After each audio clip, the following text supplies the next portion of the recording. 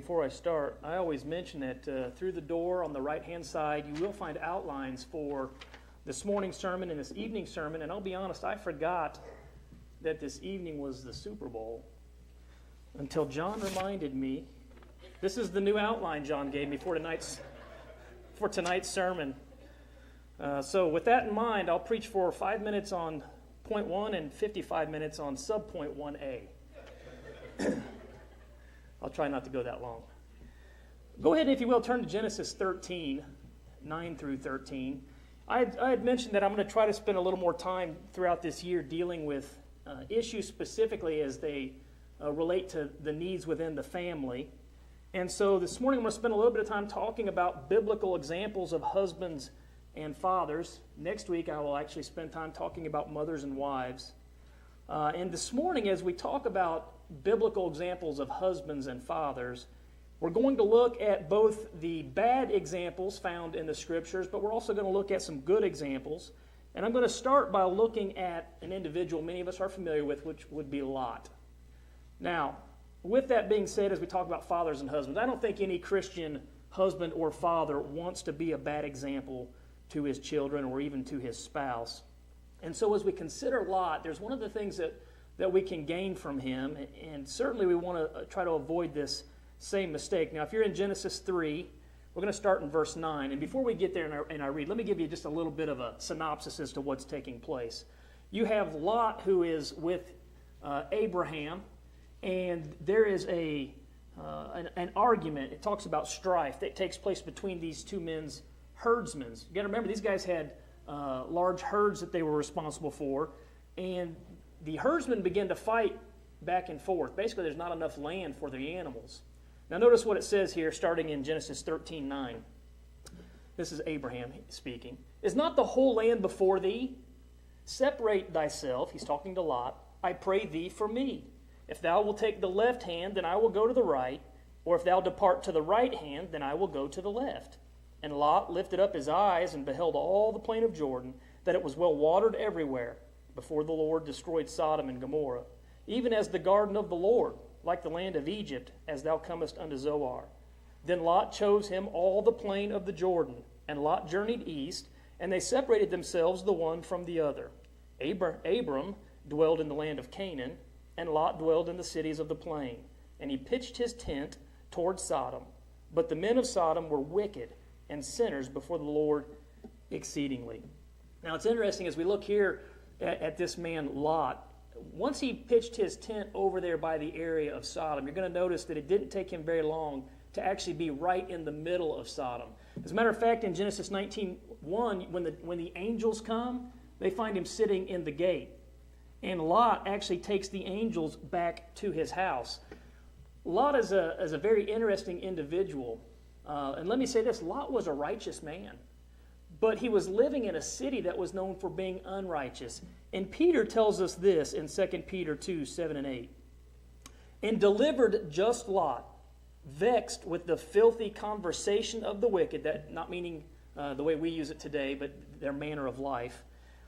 For that righteous man, dwelling among them, notice this, in seeing and hearing, vexed his righteous soul from day to day with their unlawful deeds.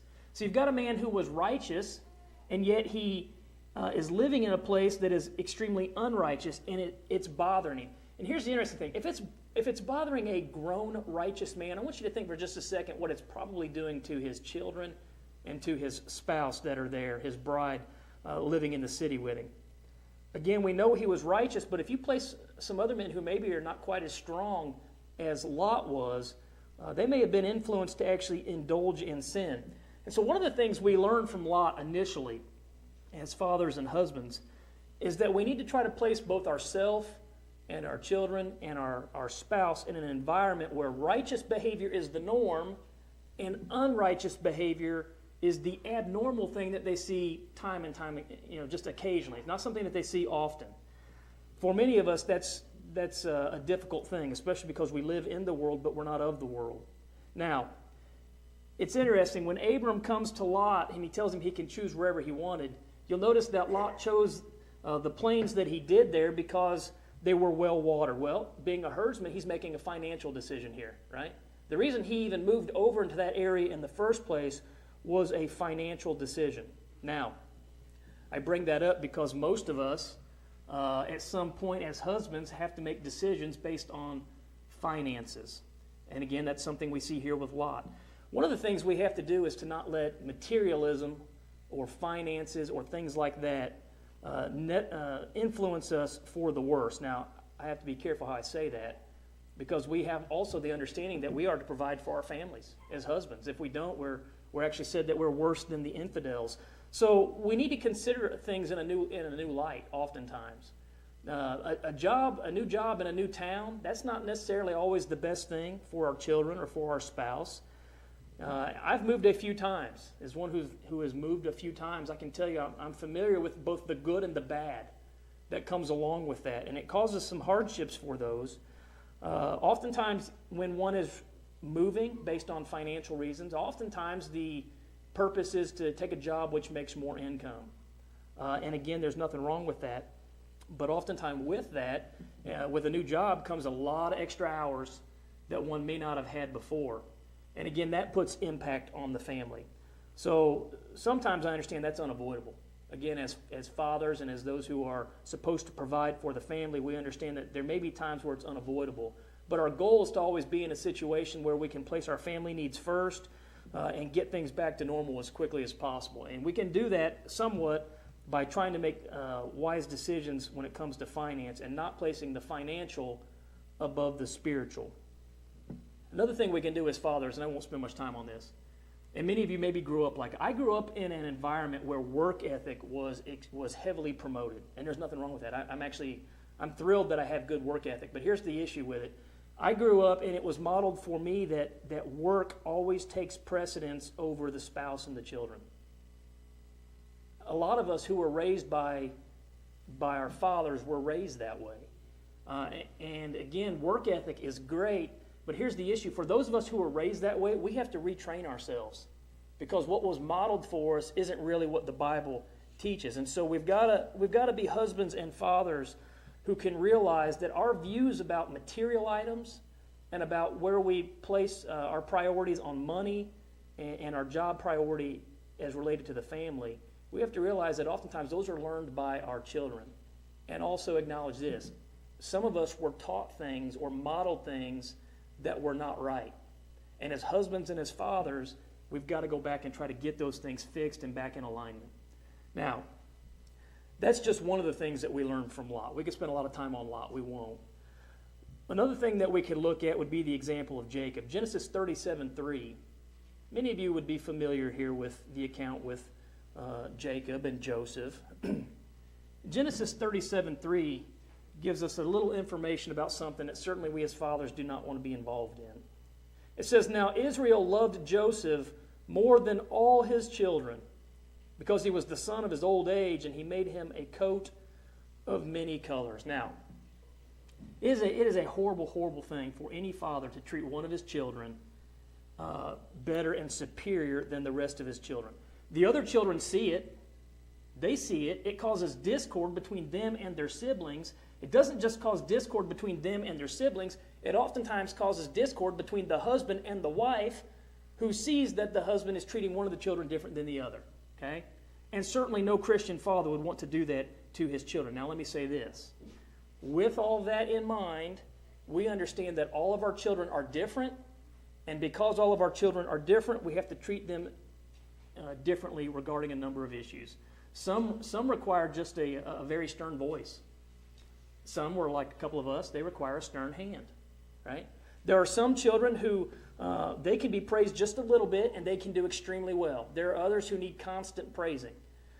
So I'm not talking about the different needs of each child. I'm talking about giving one child benefit over the rest of them. We understand this when it comes to our children. Each of our children has a strength and a weakness, just like the fathers that are trying to raise them. We have our own strengths and our weaknesses. But one of the weaknesses that we can't have is showing favoritism to our children. And again, I'm not talking about treating them different in certain regards.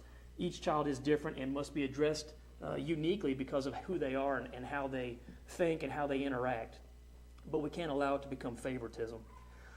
Another one we can look at, and this is an interesting account. Go ahead and turn to 1 Samuel 2, 12 through 17. If you haven't noticed so far, we're just looking at the negative things we can find. 1 Samuel 2, 12 through 17, and we're going to talk about Eli. Many of you are probably very familiar with Eli.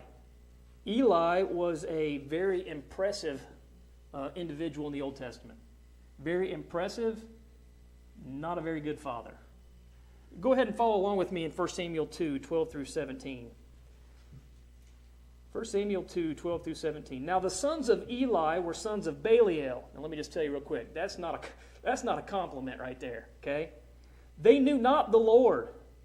And the priest's custom with the people was that when any man offered sacrifice, the priest's servant came, while the flesh was in seething, with a flesh hook of 3 teeth in his hand. Okay, they're talking about the big hook to come and get the meat. I won't spend a lot of time talking about it, but the priest was allowed to eat of the meat that was offered at the sacrifice, okay? Specifically from the hind quarter here and the breast part of the animal. I didn't put all that in your notes there, but that's what he was allowed to eat. And notice what it says, and he struck it into the pan or kettle or cauldron or pot. All that the flesh hook brought up, the priest took for himself. We're talking about it here being boiled. How many of you guys like boiled meat? I'm not a big boiled meat fan, but that's how they got it there, okay? It says, so they did in Shiloh unto all the Israelites that came thither. Also, before they burnt the fat, that's a whole lot better. We're talking about open cooking right here. The priest's servant came, notice what happens, and said to the man that sacrificed, give flesh to roast for the priest. Let me pause for a minute. The priest isn't allowed to have the roasted stuff. He's supposed to eat the boiled stuff. These guys don't want what's boiled. Now notice what they do. For he will not have sodden flesh of thee, but raw. And if any man said unto him, we're talking about Eli's sons, the priest here, let them not, he says, if any man said unto him, let them not fail to burn the fat presently, and then take as much as thy soul desireth, then he would answer him, nay, but thou shalt give it me now. And if not, I will take it by force. Wherefore the sin of the young men was very great before the Lord, for men abhorred the offering of the Lord. They didn't care how the offering was specified to be given.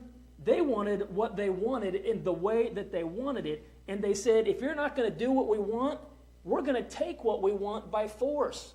These are supposed to be religious men. These are the priests at the temple. These are not very good sons. Listen to 1 Samuel 2:22 because it gets worse. Now Eli was very old and heard all that his sons did unto all Israel, and how they lay with the women that assembled at the door of the tabernacle of the congregation. We could go on and look at the horrible things these men were doing. Now Eli, he just mildly rebukes his sons over this type of behavior. He's not dealing with it. He didn't take any forceful action to try to stop them from this type of behavior. Listen to 1 Samuel 2, 23 through 25. And he said unto them, Why do ye such things? For I hear of your evil dealings by all of this people. Nay, my sons, for it is no good report that I hear. Ye make the Lord's people to transgress. If one man sin against another, the judge shall judge him. But if a man sin against the Lord, who shall entreat for him? Notwithstanding, they hearken not unto the voice of their father, because the Lord would slay them. So he comes and he mildly rebukes them. He basically says, why do you do these things? If many of you were rambunctious as I wasn't a bad kid, but I was rambunctious. My dad didn't usually say, why do you do such things? He usually grabbed me by the back of the neck and tried to shake some sense into me, right? I'm not talking about physical violence, but he was going to stop me from acting that way. When our children make mistakes, they need serious repercussions. We can ask them time and time again, why do you do such things? And sometimes that doesn't often get the point across. They need to learn in the home that there is repercussion for doing wrong things before they ever get out into the world. When they do wrong things in the house, we can deal with it in the house. It is a much better situation than when they get out into the world and start doing things that are inappropriate and to start dealing with the legal system. We've got to get our children to understand there are repercussions, both spiritually and also out in the world or regarding the legal laws that we have now. And I know that our children, they oftentimes think that discipline is mean. You guys remember thinking that as a kid? Yet we understand that, especially as fathers, we understand it's loving.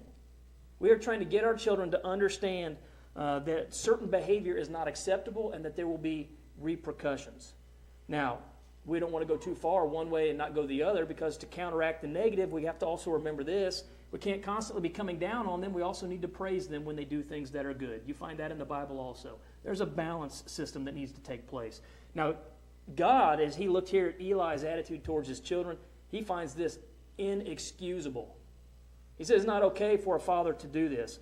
1 Samuel 3:13 says this, "For I have told him that I will judge his house forever for the iniquity which he knoweth," notice this, "because his sons made themselves vile, and he restrained them not." Eli is going to be accountable for this. So are the sons, but Eli is going to be accountable because he didn't take steps to stop this, to counteract it, to bring it to a cessation here. You think about Eli. He was a father, but he was also a priest. We know that he was a judge. He knew the will of the Lord, and here he is allowing his son to do things contrary to that.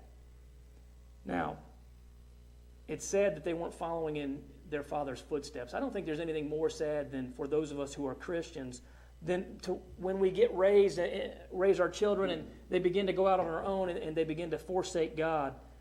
But unfortunately, it happens all too often. And so our congregations are struggling with this. And our children, they need to hear us say no. They need to hear us say no and mean it.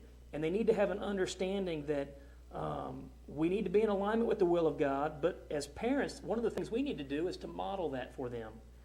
Eli was modeling it for them, but when they wouldn't follow along, he wasn't doing anything to correct it. We understand this. Permissiveness only, that doesn't work. That is, you guys might think, who would try to raise their children by just allowing them to have whatever they want all the time and say, yeah, that's actually a parenting trend right now. There are those who are constantly involved in that type of a parenting lifestyle. The Bible doesn't teach that. Proverbs 29:15 says, "The rod and reproof give wisdom, but a child left to himself bringeth his mother to shame." We then find the same thing in Proverbs 29:17. "Correct thy son, and he shall give thee rest. Yea, he shall give delight unto thy soul." Well, Eli wouldn't do this, and it was going to cause him a number of problems. Certainly, we don't want to be like the example of Eli. Now, let's talk about the example of Achan. Go ahead and turn to Joshua 7:20 through 21. Many of you are familiar with Achan. He's going to be the last, really, of the bad examples that we have. I'm trying to do a better job here on keeping on my time. Achan, he's an interesting individual when you look through the Old Testament. Matter of fact, he caused Israel to actually lose a battle because of his actions. But in Joshua 7:20 through 21, here's what we find about Achan. "And Achan answered Joshua and said, Indeed, I have sinned against the Lord God of Israel, and thus have I done. When I saw among the spoils of a goodly Babylonish garment and 200 shekels of silver and a wedge of gold of 50 shekels weight, then I coveted them and took them, and behold, they are hid in the earth in the midst of my tent, and the silver under it." Now, I'm going to talk a little bit about what was going on here, but he took something that didn't belong to him. Let me say this. When I used to work in a factory, and Larry, who's sitting in the back, who worked in a factory, he can tell you also this happened all the time. When I worked in the factory, it probably happens where John works too, things always disappeared. People would take home tools. People would, anything that they thought they'd like, they're not going to miss it, and so they would take home stuff, right? My dad called it appropriating. He didn't call it stealing. I'm going to appropriate such and such, right? It's still the same thing. Well, what you've got going on here is Achan took something that he wasn't supposed to take. The Israelites knew that when they went to battle, they were not to take anything from these cities. As a matter of fact, everything was to be burned except for the gold and the bronze, the vessels of brass, silver. All of that was going to be put into the treasury, okay? But everything else was to be burned. And Achan knew that.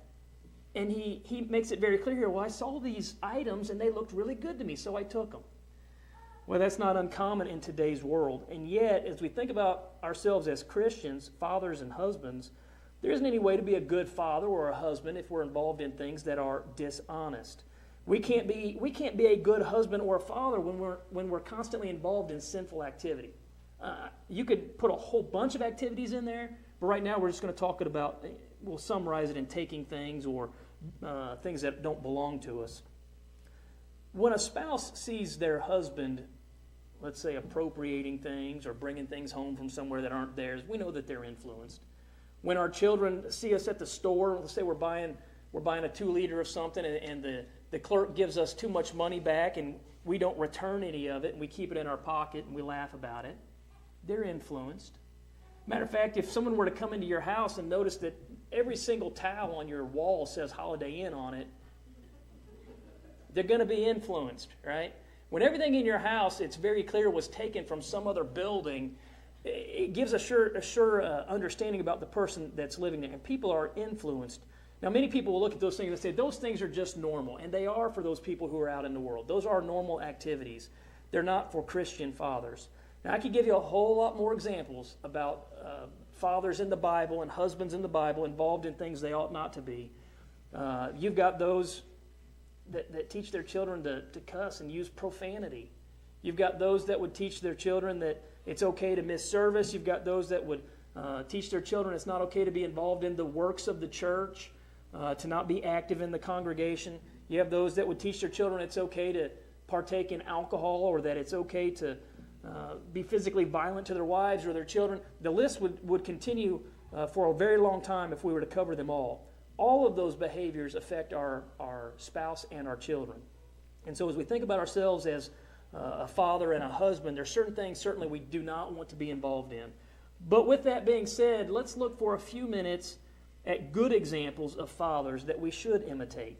Now, I'm going to talk about Enoch. Go ahead and turn to Genesis 5, 21 through 24. Enoch is one of the two who did not die. And he's very interesting. We learn about how he was translated. Genesis 5, 21 through 24 says this about Enoch. And Enoch lived 65 years and begat Methuselah.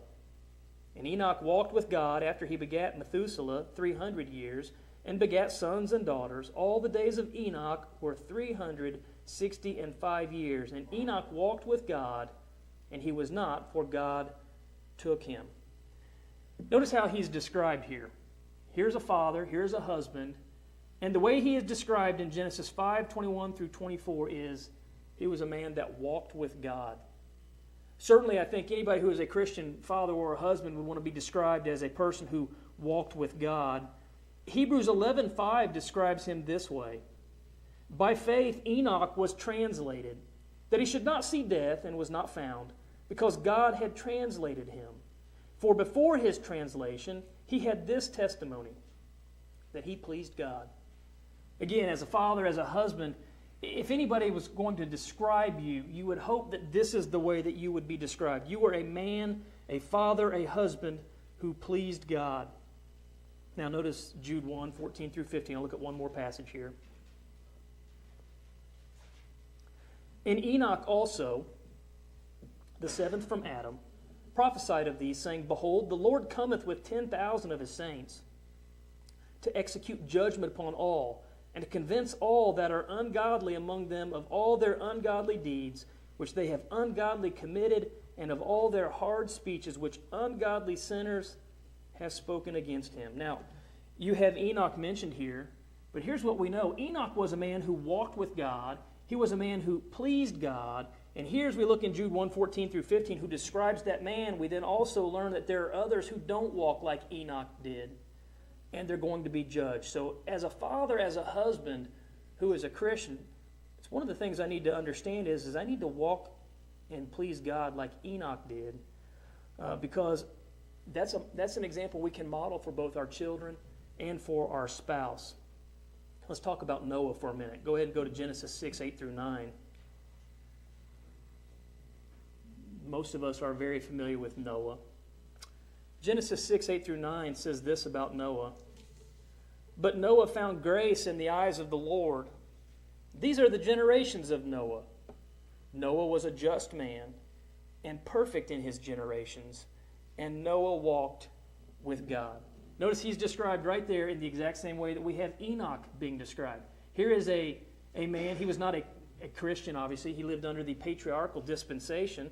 But this is a man who was a follower of God. Again, let me pause. I wasn't going to talk about this, and I won't spend much time on it. But there are 3 dispensations in the Bible. You have the patriarchs. They were followers of God. You have those living under the law of Moses. They are followers of God. Today you have the Christian dispensation.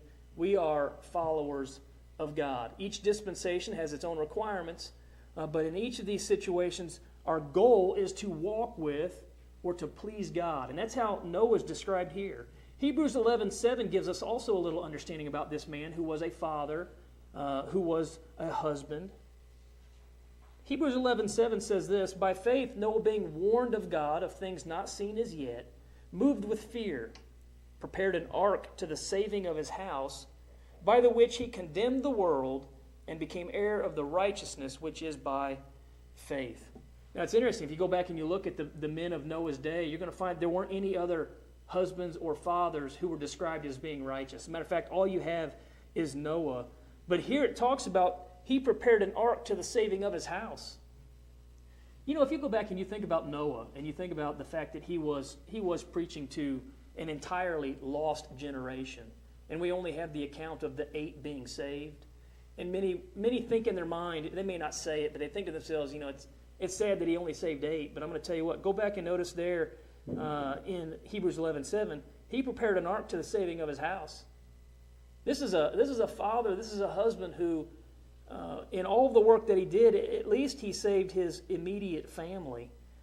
We need more fathers who are motivated by faith, who can be described like we find Enoch, like we find Noah here, as people who walked with God, as people who pleased God.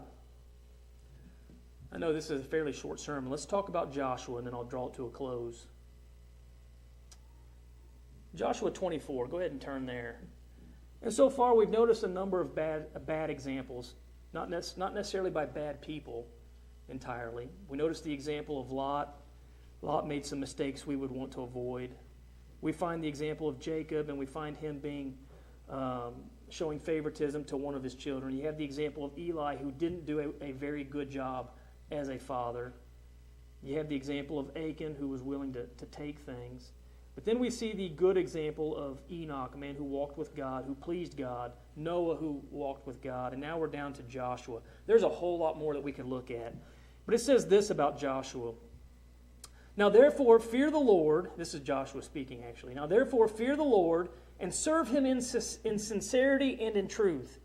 And put away the gods which your father served on the other side of the flood and in Egypt, and serve ye the Lord. And if it seem evil unto you to serve the Lord, choose you this day whom ye will serve, whether the gods which your fathers served that were on the other side of the flood, or the gods of the Amorites in whose land ye dwell. But as for me and my house, we will serve the Lord." I don't think you could stop on a better example than Joshua, because he's putting these men to the test. Who are you going to serve? Is it going to be God? You're going to serve the gods of the nations around you? He says, you guys, you could do whatever you want, but as for me and for my house, I'm going to serve the Lord. He's the one who's setting the spiritual direction for his family. He's the one who's setting the spiritual leadership for his spouse. We need to ask ourselves, when we're looking at ourselves as husbands and as fathers, are we actively serving in the work of the church, or are we absent? Are we actively living in the lives of our children, or are we absent? And it could be for a number of reasons. We need to ask ourselves, are we the spiritual leader of our home, or are we absent? There are so many examples that we could look at as to why a father may be absent. There are so many examples we could look at as to why a husband may be absent. But in all of these situations and in all these issues that we could look at, we need to continue to ask ourselves, who are we going to serve? There are a lot of women who are being forced right now in the church to be the spiritual leaders of their home. Some because they don't have husbands in the house any longer for whatever reason. Maybe they died, maybe they left. It could be a number of reasons. There are women who are being forced to be the spiritual leader in their home, and their husband is right there beside them. And we need to go back as men, and we need to have this mindset of Joshua. As for me and my house, I'm going to serve the Lord. Ladies, if your husband is not doing all that he ought to, you need to impress upon him. That's his job.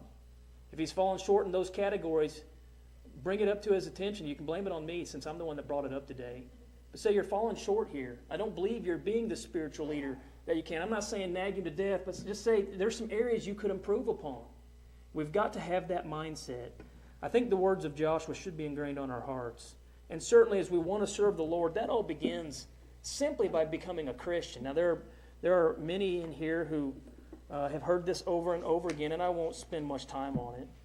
But the way that one becomes a Christian and begins to serve the Lord is simply to obey the gospel. I won't spend a lot of time reciting the verses, but 1 Corinthians 15, 1 through 4 talks about the gospel being the death, burial, and the resurrection of Christ. And when that was taught, the reason that Jesus died and shed his blood was so that the church could be established. Matthew 16, 18, and 19. Once one has heard that and they believe that Jesus Christ was the Messiah, they need to repent of their sins. They need to confess the name of Christ, and they need to be immersed in water for the remission of their sins. That's how one's added to the church, Acts 2:47. If you're here and you've not done that, I'd love to spend some time talking with you about that. If you are here and you're a husband, you are a father, if you realize there's some areas that you're falling short in, and let's be honest, all of us as husbands and fathers, we have areas where we fall short. We know we do. But as you look at those areas, try to correct them. Try to bring them back into alignment with the will of God if they're not currently. And if there's a way that we could help you, if we could pray for you, if there's a way that we could help you in some other regard, you can come forward as we stand and sing a song of invitation.